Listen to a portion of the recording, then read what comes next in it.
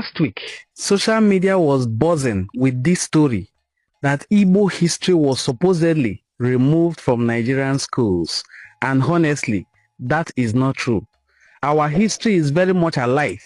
And today, I want to take you deeper into one of the most fascinating chapters of Igbo history, Igbo Ukwu. Picture this. The year is 1939 and Isaiah Nozie was trying to dig a well behind his backyard, and he made a shocking discovery that stunned the world. Bronzes and sculptures of incredible detail and craftsmanship were found in Igbo Ukwu. Fast forward to 1960, a professor of archaeology and anthropology, Professor Tuxton Shaw, digs even deeper, uncovering treasures made of copper, lead, bronze, and iron, all linked to the sacred kingship of Ezenri.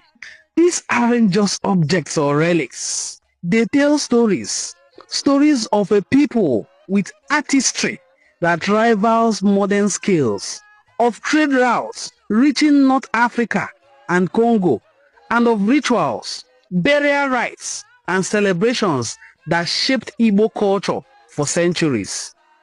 In this episode, we are diving deep into Igbo Ukwu history and culture, exploring burial grounds, abandoned treasures, sacred ritual sites. You are about to watch in this video how the ingenuity of Ndi Igbo has left a mark that is still visible even in modern day. Enough of the introduction, let's jump straight into the model. Here is model 35 of Spectrum's book, Basic History for Junior Secondary Schools, JSS1. Model 35 says, Igbo Ukwu History and Culture. Igbo Ukwu is located along the lower Niger River Basin in Onitsha area. Igbo Ukwu sculptures and bronzes were unearthed by a man known as Isaiah Nozie, who was digging a well in 1939. More excavations were carried out by Professor Tuxton Shaw in 1960. Most of the objects were made of copper, lead, bronze, and linked with Igbo Ukwu sacred kingship, Ezenri. For those who usually say that Igbos do not have kings, I hope you can read this and also associate a 9th century kingship within the Igbo, because the artifacts discovered here were dated 9th century by archaeological testing.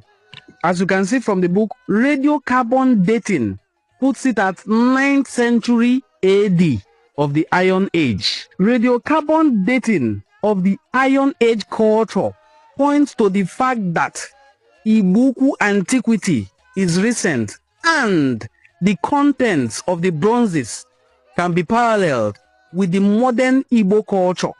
So, the artifacts are truly indigenous to Ndi Igbo.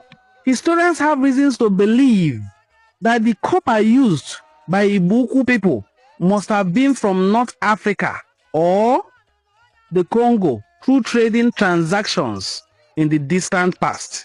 So this establishes the fact that we had trade routes in faraway Congo. Some people believed that since the use of copper has been widespread in Nigerian cultural history, it must have been an indigenous element. Igbo Ukwu sites include 3 major areas. These are a man's skeleton from a burial ground, abandoned treasures, dump sites of broken materials like bronze horseman, a leopard skull, beads, ivory, tusks, bronze materials of iron blades, ornaments, and ritual regalia. Now, for those who usually like to deceive themselves by saying Ndi Igbo do not have beads and that beads were brought into Africa by the Portuguese, I hope you can see here that beads were among the items discovered by Tuxton Shaw and Isaiah Nozie, and these items were dated 9th century. Our contact with the Portuguese was around the 15th century. Beads were not introduced to Ndi Igbo by the Portuguese, as you can see here from archaeological testing from textbooks that are published and approved by Historical Society of Nigeria.